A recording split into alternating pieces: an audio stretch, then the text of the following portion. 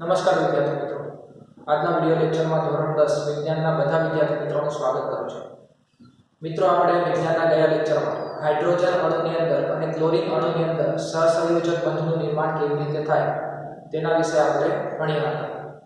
મિત્રો, આજના લેક્ચરની અંદર આપણે એમોનિયા અણુની અંદર એમોનિયા એટલે કે NH3 એમોનિયા અણુની અંદર અને પાણીના અણુની અંદર સહસંયોજક બંધનું નિર્માણ કેવી રીતે થાય તેના વિશે આપણે જોઈશું.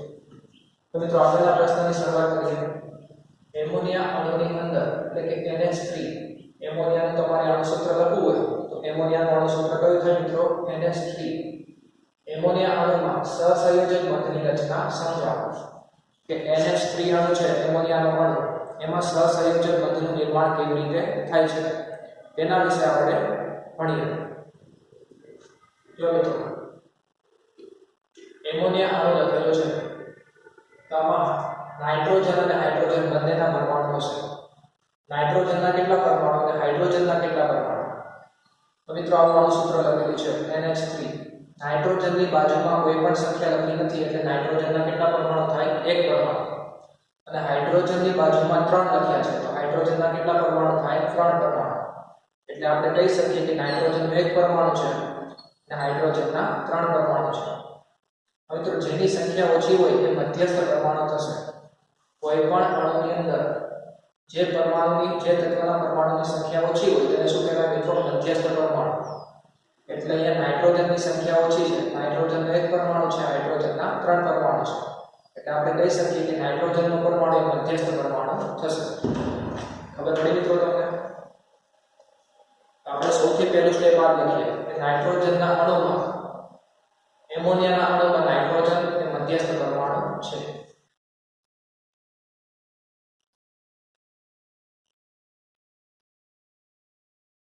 એમોનિયા અણુમાં નાઇટ્રોજન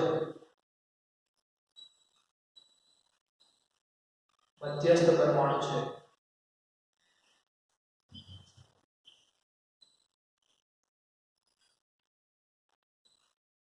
એમોનિયા અણુની અંદર નાઇટ્રોજન એ મધ્યસ્થ પરમાણુ છે. હવે નાઇટ્રોજન વિશે જોઈએ મિત્રો. જે મધ્યસ્થ પરમાણુ હોય તેની ઇલેક્ટ્રોન રચના પરમાણુ ક્રમાંક લખવાનો, ઇલેક્ટ્રોન રચના લખવાની, એને કેટલા ઇલેક્ટ્રોનની જરૂર પડે છે. આપણે જે હાઇડ્રોજન અણુની અંદર અને ક્લોરીન અણુની અંદર જે આપણે સમજ્યા હતા એ જ આપણે અહીંયા લખવાનું છે મિત્રો. તો અહીંયા મધ્યસ્થ પરમાણુ કયો છે મિત્રો? મધ્યસ્થ પરમાણુ છે નાઇટ્રોજન. ખાસ ધ્યાન રાખજો, નાઇટ્રોજન એ મધ્યસ્થ પરમાણુ છે. એટલે આપણે નાઇટ્રોજન વિશે હવે લખીશું. સૌથી પહેલા તો નાઇટ્રોજનનું પરમાણુ ક્રમાંક. નાઇટ્રોજનનું પરમાણુ ક્રમાંક કેટલું છે મિત્રો? નાઇટ્રોજનનું પરમાણુ ક્રમાંક HI2 ના એટલે કે 7મા નંબરનું તત્વ આવે છે. તો નાઇટ્રોજનનો પરમાણુ ક્રમાંક છે 7. પરમાણુ ક્રમાંક 7 હોય તો એની ઇલેક્ટ્રોન રચના કઈ થાય? ઇલેક્ટ્રોન રચના માટે મિત્રો તમને ખબર છે સૌથી પહેલી કક્ષામાં 2 ઇલેક્ટ્રોન હોય. સૌથી પહેલી કક્ષામાં 2 ઇલેક્ટ્રોન હોય. હવે કેટલા ઇલેક્ટ્રોન વધ્યા? તો 5 ઇલેક્ટ્રોન વધે છે. તો બીજી કક્ષામાં કેટલા ઇલેક્ટ્રોન થશે? 5 ઇલેક્ટ્રોન. એટલે કે K કક્ષામાં 2 ઇલેક્ટ્રોન અને L કક્ષામાં 5 ઇલેક્ટ્રોન. એટલે આપણે નાઇટ્રોજનની ઇલેક્ટ્રોન રચના લખીએ. તેની ઇલેક્ટ્રોન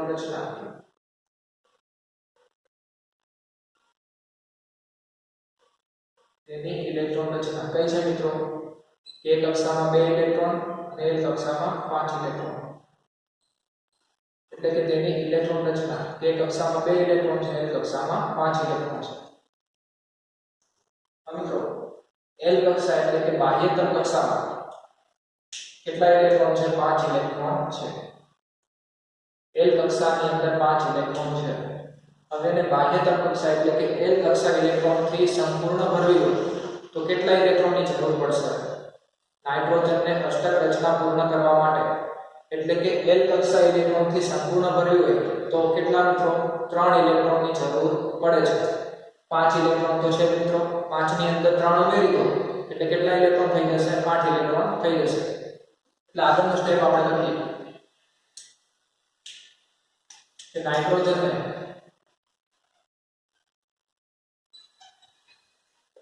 નાઇટ્રોજનના પરમાણુ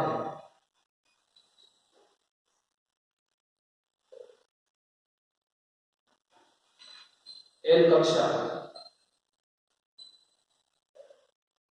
ઇલેક્ટ્રોનથી સંપૂર્ણ કરવા માટે ઇલેક્ટ્રોનથી સંપૂર્ણ કરવા માટે કેટલા ઇલેક્ટ્રોનની જરૂર છે મિત્રો? 3 ઇલેક્ટ્રોનની જરૂર છે. 3 ઇલેક્ટ્રોનની જરૂર છે. હવે પડી મિત્રો કે 5 ઇલેક્ટ્રોન હતા અને બાહ્યતમ કક્ષા ઇલેક્ટ્રોનથી સંપૂર્ણ કર્યું તો કેટલા? 3 ઇલેક્ટ્રોનની વધારે જરૂર પડે છે. હવે નાઇટ્રોજનનો પરમાણુ શું કરશે મિત્રો? તો નાઇટ્રોજનનો પરમાણુ એ હાઇડ્રોજનના 3 પરમાણુઓ સાથે દરેક પરમાણુ સાથે એક ઇલેક્ટ્રોનની ભાગીદારી કરે છે. આ સ્ટેપ ખાસ સમજજો મિત્રો કે નાઇટ્રોજનનો પરમાણુ એને કેટલી જરૂર છે મિત્રો? ઇલેક્ટ્રોન 3 ઇલેક્ટ્રોનની જરૂર છે. એલ કક્ષા ઇલેક્ટ્રોનથી સંપૂર્ણ કરવા માટે 3 ઇલેક્ટ્રોનની જરૂર પડે છે. નાઇટ્રોજનની સાથે કોણ જોડાયેલું છે? હાઇડ્રોજન. હવે હાઇડ્રોજન વિશે તમને ખબર છે કે હાઇડ્રોજનની અંદર એક જ ઇલેક્ટ્રોન હોય અને હાઇડ્રોજનને તેની પ્રથમ કક્ષા એટલે કે કે કક્ષા ઇલેક્ટ્રોનથી સંપૂર્ણ કરવી હોય તો વધારે એક ઇલેક્ટ્રોનની જરૂર પડે છે. એટલે એમોનિયા અણુની અંદર શું થાય મિત્રો? નાઇટ્રોજનનો જે પરમાણુ છે એ હાઇડ્રોજનના 3 પરમાણુ સાથે હાઇડ્રોજનના કેટલા મિત્રો? 3 પરમાણુ સાથે દરેક પરમાણુ સાથે એક ઇલેક્ટ્રોનની ભાગીદારી કરે છે અને એમોનિયા અણુનું નિર્માણ કરે છે. તો આપણે આ સ્ટેપ લખીએ. ખાસ ધ્યાનમાં રાખજો મિત્રો આ સ્ટેપ.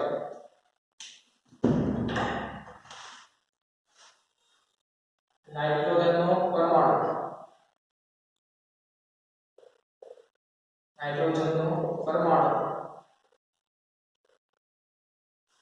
હાઇડ્રોજનના 3 પરમાણુઓ સાથે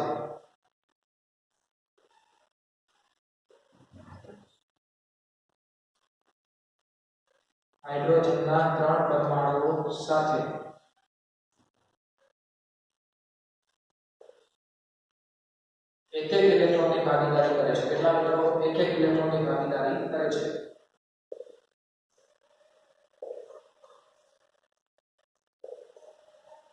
એક ઇલેક્ટ્રોનની ભાગીદારી કરે છે.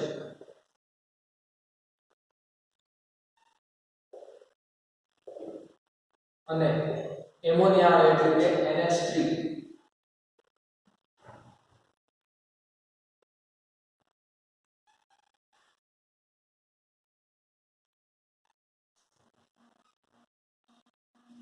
ની રચના કરે છે.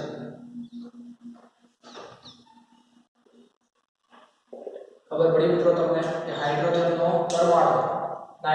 પરમાણુ હાઇડ્રોજનના 3 પરમાણુઓ સાથે કેટલા ઇલેક્ટ્રોનની? એક ઇલેક્ટ્રોનની ભાગીદારી કરે છે અને એમોનિયા એટલે કે NH3 અણુની રચના કરે છે. હવે રચના કેવી રીતે થાય આકૃતિ દ્વારા આપણે સમજીએ.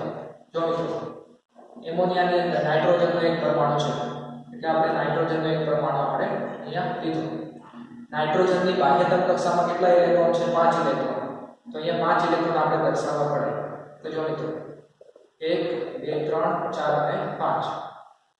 નાઇટ્રોજનની બાહ્યતમ કક્ષામાં 5 ઇલેક્ટ્રોન હતા એટલે આપણે 5 ઇલેક્ટ્રોન દર્શાવી દીધા. પ્લસ હાઇડ્રોજન પરમાણુ હાઇડ્રોજનની બાહ્યતમ કક્ષામાં કેટલા ઇલેક્ટ્રોન હોય? માત્ર એક જ ઇલેક્ટ્રોન હોય છે એટલે હાઇડ્રોજનના ઇલેક્ટ્રોન અહીંયા દર્શાવી દીધા. આપણે હાઇડ્રોજનના ઇલેક્ટ્રોનને ક્રોસ વડે દર્શાવ્યા. નાઇટ્રોજનના ઇલેક્ટ્રોનને આપણે ડોટ ટપકા વડે દર્શાવ્યા છે અને હાઇડ્રોજનના ઇલેક્ટ્રોનને આપણે ક્રોસ ચોકડી વડે આપણે દર્શાવી દીધા. નાઇટ્રોજનનો એક પરમાણુ હતો પણ હાઇડ્રોજનના કેટલા પરમાણુ છે? 3 પરમાણુ. કેટલા પરમાણુ છે મિત્રો? 3 પરમાણુ. તો અહીંયા 3 આવશે. હવે ભાગીદારી કેવી રીતે થાય મિત્રો? તો નાઇટ્રોજનનો દરેક પરમાણુ હાઇડ્રોજનના દરેક પરમાણુ સાથે કેટલા ઇલેક્ટ્રોનની? એક ઇલેક્ટ્રોનની ભાગીદારી કરે છે. એટલે જો મિત્રો અહીંયા હું સમજાવું તમને. આ નાઇટ્રોજન છે એના 5 ઇલેક્ટ્રોન દર્શાવી દીધા મિત્રો. નાઇટ્રોજનના 5 ઇલેક્ટ્રોન આપણે દર્શાવી દીધા. હવે આ હાઇડ્રોજનનો પહેલો પરમાણુ આયનો ઇલેક્ટ્રોન, હાઇડ્રોજનનો બીજો પરમાણુ આયનો ઇલેક્ટ્રોન, હાઇડ્રોજનનો ત્રીજો પરમાણુ અને આયનો ઇલેક્ટ્રોન. હવે જો મિત્રો આ નાઇટ્રોજન છે એના 8 ઇલેક્ટ્રોન કમ્પ્લીટ થઈ ગયા. જો મિત્રો 1 2 3 4 5 6 7 8 કમ્પ્લીટ થઈ ગયા મિત્રો. એવી રીતે આ હાઇડ્રોજન છે તો હાઇડ્રોજનના 2 ઇલેક્ટ્રોન અને આ હાઇડ્રોજનના 2 ઇલેક્ટ્રોન એટલે જો મિત્રો અહીંયા હાઇડ્રોજનની બાહ્યતમ કક્ષામાં 2 ઇલેક્ટ્રોન પૂર્ણ થઈ ગયા આ હાઇડ્રોજનની બાહ્યતમ કક્ષામાં પણ 2 ઇલેક્ટ્રોન આ હાઇડ્રોજનની બાહ્યતમ કક્ષામાં પણ 2 ઇલેક્ટ્રોન અને નાઇટ્રોજનના કુલ ઇલેક્ટ્રોન તમે ગણો તો કુલ કેટલા થાય છે મિત્રો 8 ઇલેક્ટ્રોન થાય છે તો આવી રીતે એમોનિયા એટલે કે Na3 અણુનું નિર્માણ થાય છે ખબર પડી મિત્રો તમને હવે નાઇટ્રોજનની બાહ્યતમ કક્ષામાં 8 ઇલેક્ટ્રોન પૂર્ણ થાય છે એટલે નાઇટ્રોજન તેની નજીકનો નિષ્ક્રિય વાયુ નાઇટ્રોજનની નજીકનો નિષ્ક્રિય વાયુ કયો છે નિયોન એટલે નાઇટ્રોજન એ નજીકના નિષ્ક્રિય વાયુ નિયોન જેવી ઇલેક્ટ્રોન રચના પ્રાપ્ત કરે છે અને હાઇડ્રોજન એ તેની નજીકના નિષ્ક્રિય વાયુ હિલિયમ જેવી ઇલેક્ટ્રોન રચના પ્રાપ્ત કરે છે આપણે આ પોઈન્ટ લખીએ મિત્રો કે નાઇટ્રોજન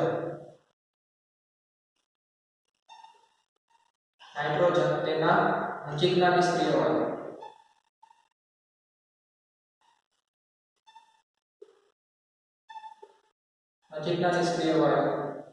નિયોન જેવી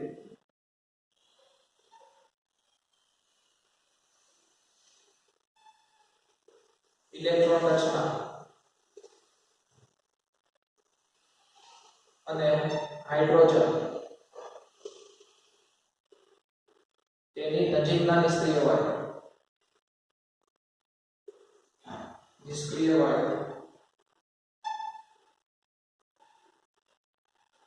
હિલિયમ જેવી ઇલેક્ટ્રોન રચના પ્રાપ્ત કરે છે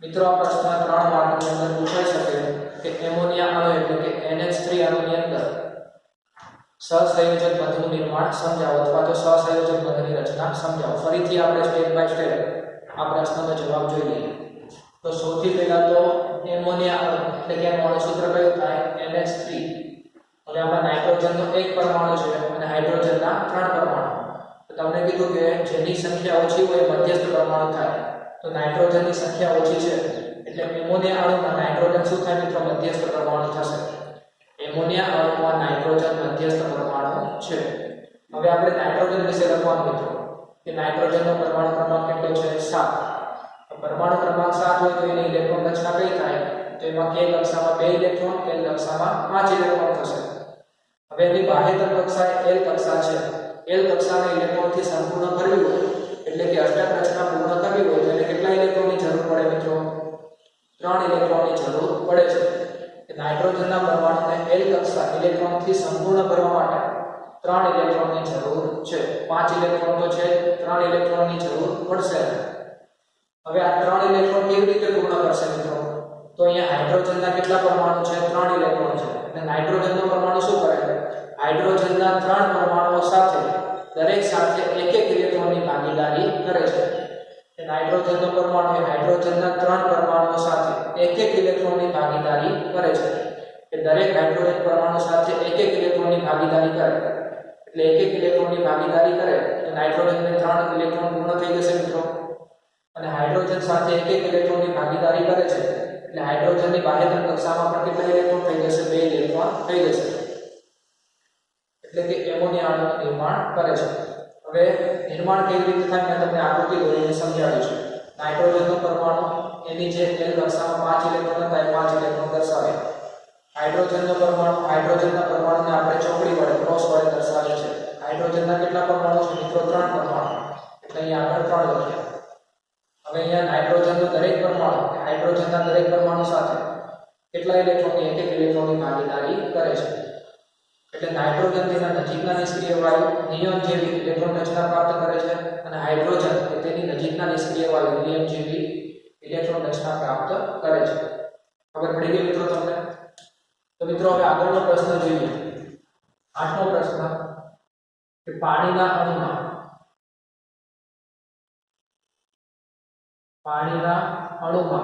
એટલે કે H2 પાણીનો અણુ H2O માં સહસંયોજક બંધ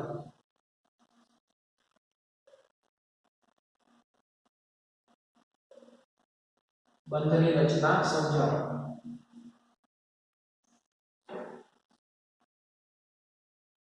પાણીના અણુમાં એટલે કે H2O અણુમાં સહસંયોજક બંધની રચના સમજાવો.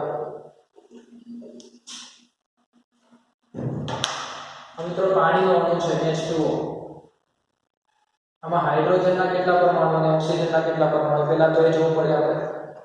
તો હાઇડ્રોજનના કેટલા પરમાણુ છે? હાઇડ્રોજનની બાજુમાં 2 લખ્યા છે એટલે હાઇડ્રોજનના 2 પરમાણુ. ઓક્સિજનની બાજુમાં કંઈ પણ લખ્યું નથી એટલે ઓક્સિજનનો કેટલો પરમાણુ થાય? એક જ પરમાણુ છે. હવે તમને એવું કીધું કે જેની સંખ્યા ઓછી હોય મધ્યસ્થ પરમાણુ થશે. તો H2 એટલે કે પાણીના અણુમાં મધ્યસ્થ પરમાણુ કયો થાય મિત્રો? ઓક્સિજન થશે. તો સૌથી પહેલું સ્ટેપ કે પાણીના અણુમાં મધ્યસ્થ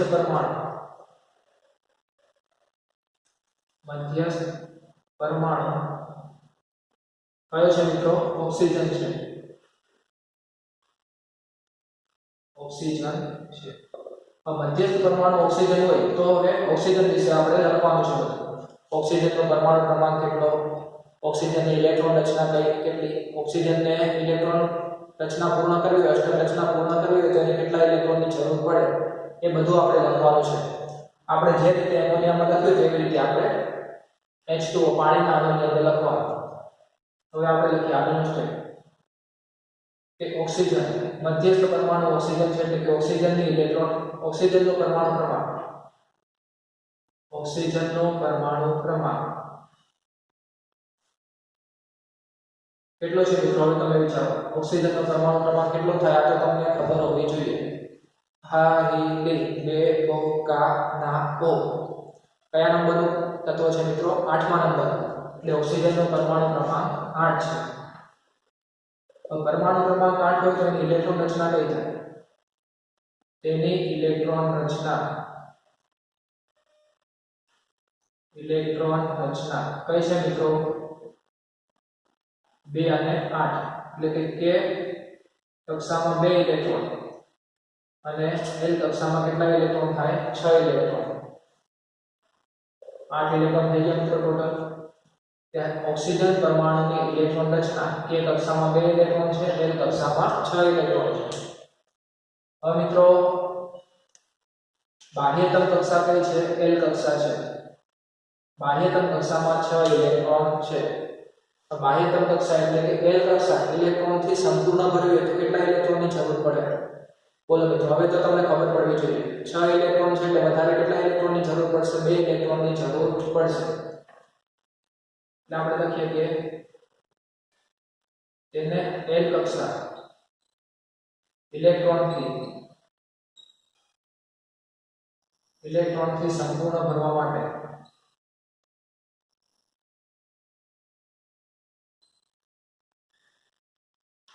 વધુ 2 ઇલેક્ટ્રોનની જરૂર છે.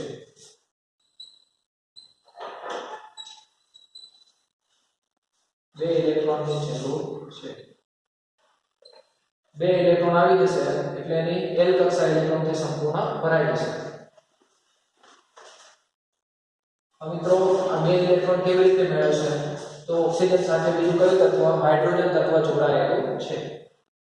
હવે ઓક્સિજન શું કરે? હાઇડ્રોજનના 2 પરમાણુઓ સાથે કેટલા મિત્રો? હાઇડ્રોજનના 2 પરમાણુઓ સાથે એક ઇલેક્ટ્રોનની ભાગીદારી કરે છે. તેથી ઓક્સિજનનો પરમાણુ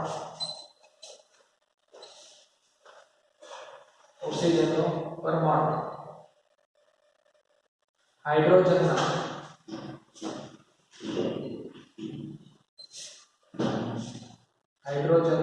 2 પરમાણુઓ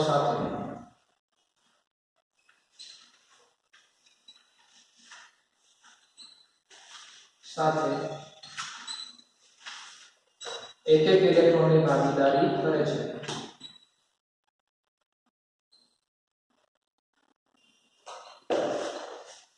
એક ઇલેક્ટ્રોનની ભાગીદારી કરે છે. હવે કેવી રીતે ભાગીદારી થાય તે આપણે જોઈએ મિત્રો. જે રીતે આપણે એમોનિયામાં સમજ્યા હતા એવી રીતે આપણે પાણીના અણુની અંદર સમજીએ. ધારો કે ઓક્સિજનનો પરમાણુ છે. હવે ઓક્સિજનના પરમાણુની બાહ્યતમ કક્ષામાં એટલે કે L કક્ષામાં કેટલા ઇલેક્ટ્રોન છે? 6 ઇલેક્ટ્રોન.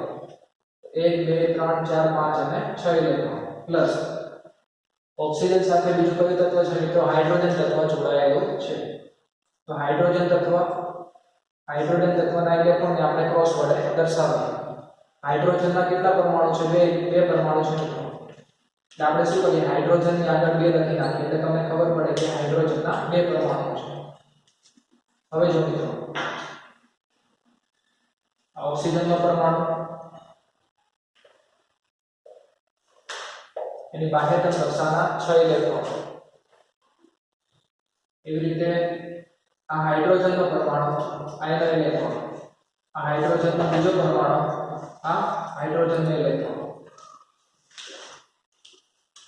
હવે જો મિત્રો આ રીતે ઓક્સિજનના 8 ઇલેક્ટ્રોન પૂર્ણ થઈ ગયા. આ સર્કલની અંદર તમે જોઈ શકો છો ઓક્સિજનના કેટલા ઇલેક્ટ્રોન થાય? 8 ઇલેક્ટ્રોન. 1 2 3 4 5 6 7 અને 8 ઇલેક્ટ્રોન. હવે આ રીતે આપણે સર્કલ બનાવીએ તો અહીંયા હાઇડ્રોજનના 2 ઇલેક્ટ્રોન પૂર્ણ થાય છે અને અહીંયા આ બીજા હાઇડ્રોજન પરમાણુના પણ 2 ઇલેક્ટ્રોન પૂર્ણ થાય છે.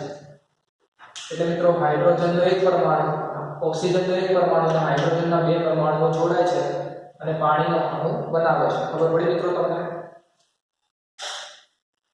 તો મિત્રો અહીંયા ઓક્સિજનનો પરમાણુ એ નજીકના નિષ્ક્રિય વાયુ નિયોન જેવી ઇલેક્ટ્રોન રચના પ્રાપ્ત કરે છે અને હાઇડ્રોજનનો પરમાણુ એ નજીકના નિષ્ક્રિય વાયુ હિલિયમ જેવી ઇલેક્ટ્રોન રચના પ્રાપ્ત કરે છે. તેથી ઓક્સિજનનો પરમાણુ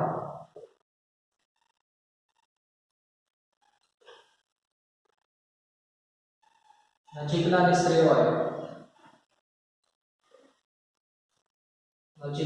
નિષ્ક્રિય વાયુ નિયોન જેવી અને હાઇડ્રોજનનો પરમાણુ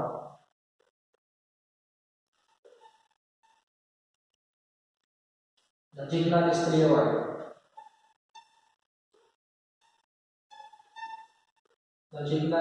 વાયુ હિલિયમ જેવી ઇલેક્ટ્રોન રચના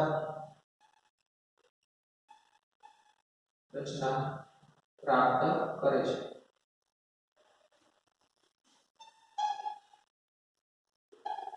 ખબર પડી મિત્રો તમને? ફરીથી એક વખત આપણે પાણીના અણુની અંદર સહસંયોજક બંધનું નિર્માણ કેવી રીતે થાય તે જોઈએ. પાણીના અણુની અંદર ઓક્સિજનનો એક પરમાણુ, હાઇડ્રોજનના 2 પરમાણુ. એટલે મધ્યસ્થ પરમાણુ કયો થશે? ઓક્સિજનનો પરમાણુ થાય.